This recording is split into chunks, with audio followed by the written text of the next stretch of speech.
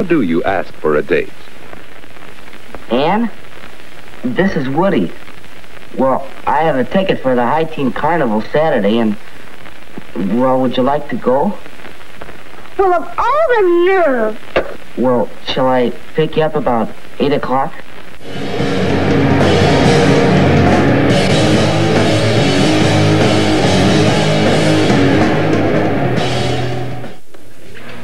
Like we're what? Smile awkwardly.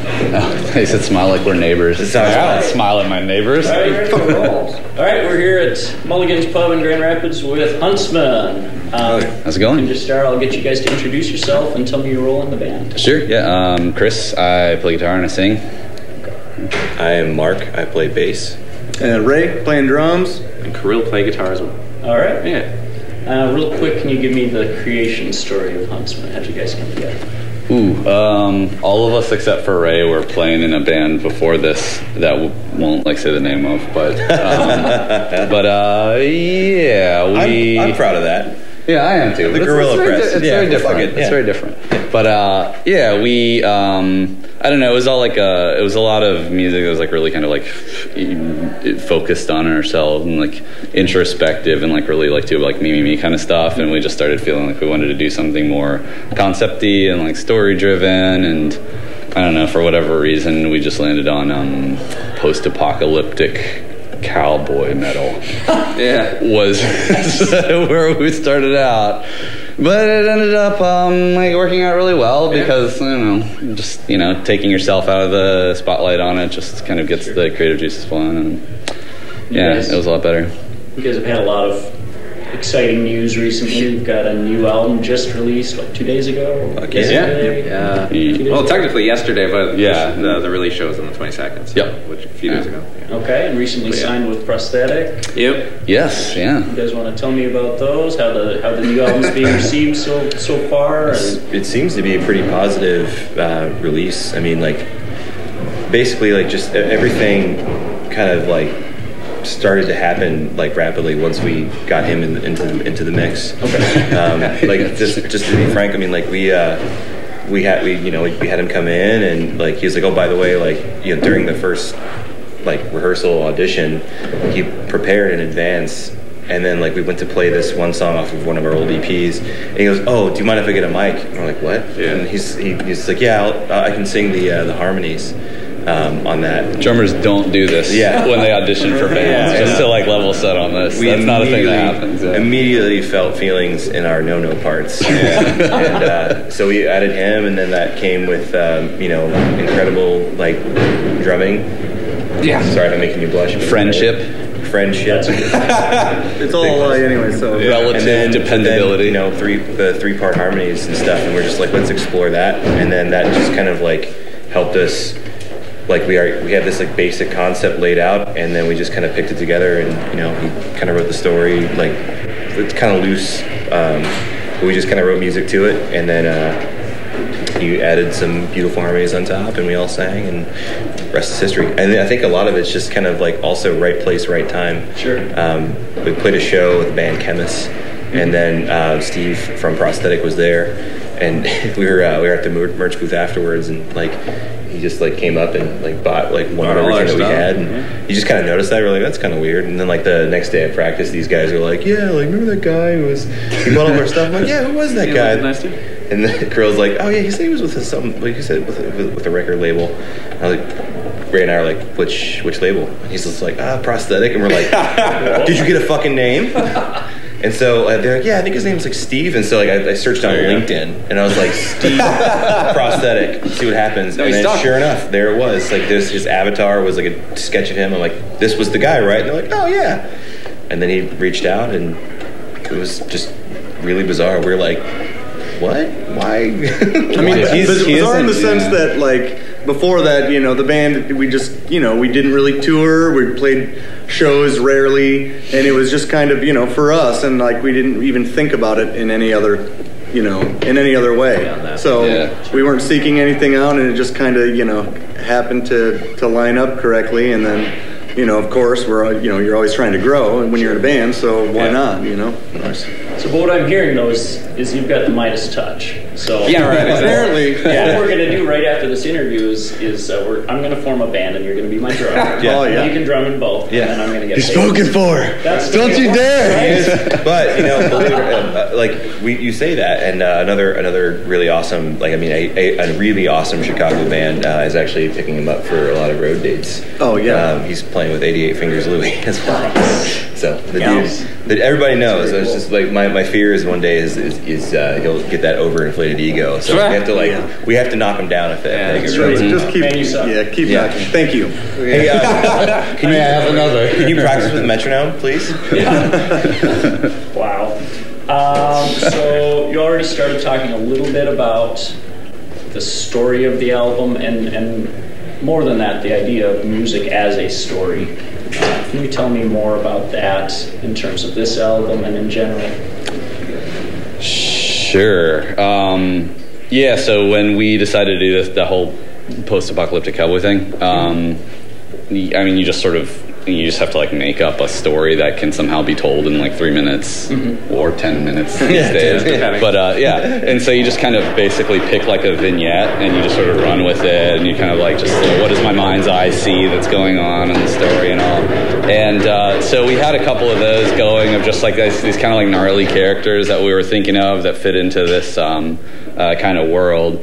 And then as I was writing lyrics for them, I just kept kind of sliding my own weird musings into them after all anyway. And so I don't know, somehow it turned out to just, I guess, be both stories about fictitious characters, but also that hopefully have some connectability. I kind of tend to sort of embed little snippets of experiences and thoughts that I've had into their stuff. So Does the album tell one story, or is it? It's in a way stories. Yeah, it's I think loosely connected stories is a good way to put it. We're not really trying to it's not a Coheed and Cambria kind of thing. We're not really trying to say there's this really specific story that you have to buy into. It's more just almost for our mental organization. Okay. So it's these just sort of these characters that are just kind of loosely tied together thematically, and then also in terms of this fictitious alternate timeline that happens. So kind of look at it in a chronological order, American history. Yeah. And as we chop it up. So American Scrap is kind of starts in sort of I guess the earlier days of the country, if you will, and then essentially at some point it kind of peels off from actual history and goes into the apocalypse is happening, when everything just sort of goes downhill. Okay. Sort of peels off into that as it gets towards the end.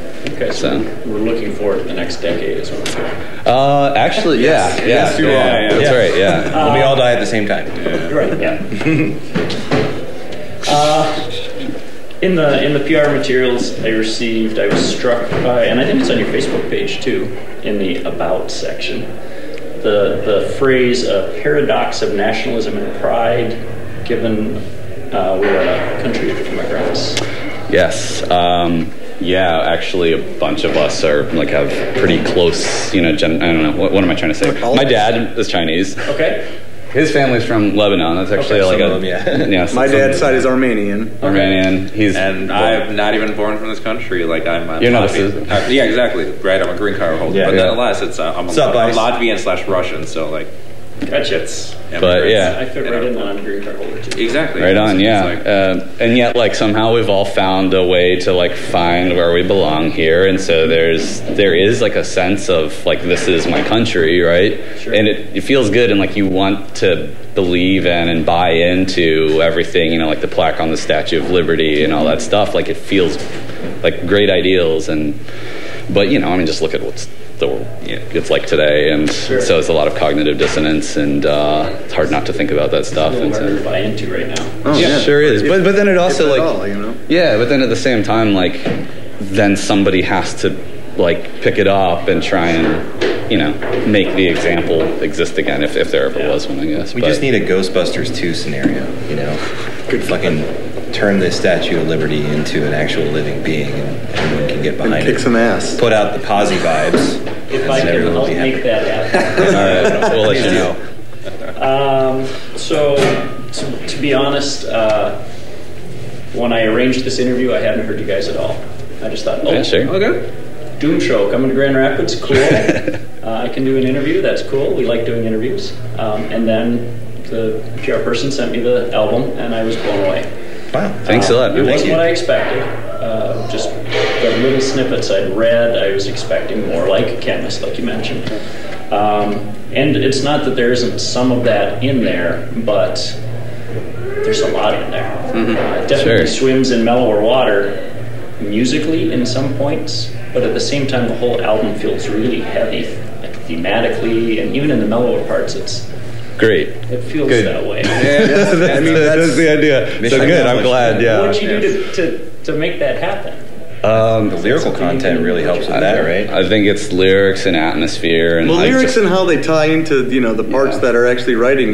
When everything is very somber and dissonant, and very minor, and like that music will evoke the emotions of like what Chris is singing about, or what the story is too. So I mean, it all kind of they both stem and go together. Sure. But that kind of opens it up to allow us to do more like. When it's time to really hit those heavy parts, we just hit, it's crushing. And then it's time when you back off and you can be a little more delicate with things and you kind of develop that story too. I mean, there's always ups and downs to every story. So, I mean, if you're, writing a song that is supposed to be telling a story, I mean, it only makes sense to have that same roller coaster ride. Sure. Right? So when we were writing the song "The Last President," like this is, I think, the most direct example I can think of. Like, we wrote this idea of like the last president is essentially going for an interview, or not an interview, but a like press conference, like the final address to the world, essentially. And they're tasked with basically delivering the news, like, hey, there's imminent doom. There's nothing we could do. Hug your loved ones and stuff. And then she goes off and like. Slips she slips like some sort of like slow acting poison in her family's food, and then like puts her kid to bed, and then hangs herself in the fucking in the study, and then the doom guitars kick in, and that's when all the chaos happens, I guess. And so like that helped us get into the mindset of like writing this out and kind of recreating that, and I guess musically too, like having like his like sort of like haunting sort of like leads and everything just kind of implies like certain things that like happening. It's kind of more like listener driven too, like it's kind of open for listeners' interpretation what that's supposed to be, but like we went in kind of thinking these things and tried to reproduce those with sounds. Sure. Well, that makes sense. All right, awesome.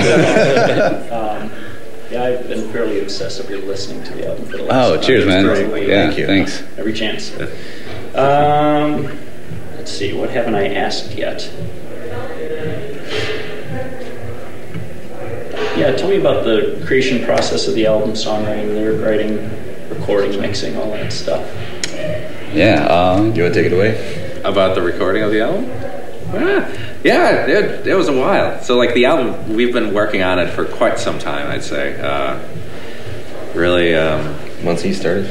I mean, like, right. We had pieces of everything together, but like until Ray got there, and then being able to do the 3-part harmonies, which I think is huge. Is one of actually like the best thing about us. Like we have a song that's Canary King, who starts out completely silent with 3 dudes singing.